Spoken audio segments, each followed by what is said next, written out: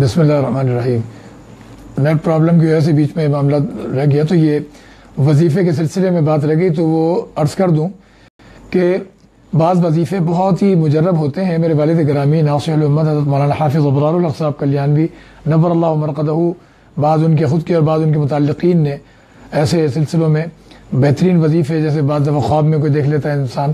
تو اس کی تصدیق و توثیق وغیرہ لے کر اجازت لے کر عمل کرتے ہیں، تو ایک وظیفہ اسی طرح کا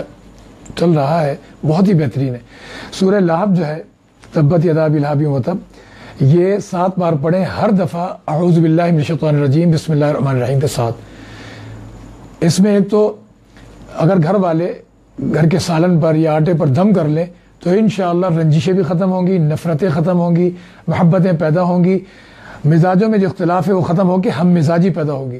آپس میں ہم آہنگی پیدا ہوگی، قوت برداشت پیدا ہوگی، اور ایک دوسرے کے لیے لحاظ مروت پیدا ہوگی انشاءاللہ۔ تو آپس میں اس طرح کر لیں، اگر براہ راست دم کرنے کی نوعیت ہو تو اس میں بھی کر لیں، اور یہ وظیفہ ہر طرح کی نوعیتوں میں کام آتا ہے۔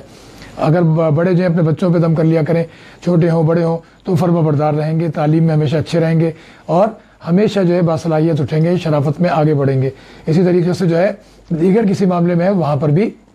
دفتری معاملات ہوتے ہیں، ماتحتوں کے لیے ہوتے ہیں، آپس کے لیے ہوتے ہیں، بڑوں کے لیے ہوتے ہیں، دفتروں میں کسی بھی سلسلے میں آپ سمجھ سکتے ہیں، تو اس میں یہ وظیفہ ان کی نیت سے پڑھ لیں، تو محض نیت سے کسی کی پڑھ لینے میں بھی سارے نقصان کے معاملات نکل جائیں گے، اور اچھائی کے معاملات جو ہے نا وہ ہو جائیں گے، اور انشاءاللہ کامیابی حاصل ہوگی۔ تو یہ چیزیں بھی پڑھتے رہنا چاہیے۔ اور ویسے ازواجی زندگیاں اور گھریلو زندگیوں کے لیے سورہ فرقان کے آخر میں آیت آتی ہے، ربنا هب لنا من ازواجنا وذرياتنا قرة اعين واجعلنا للمتقين اماما۔ یہ دعا ضرور پڑھا کریں۔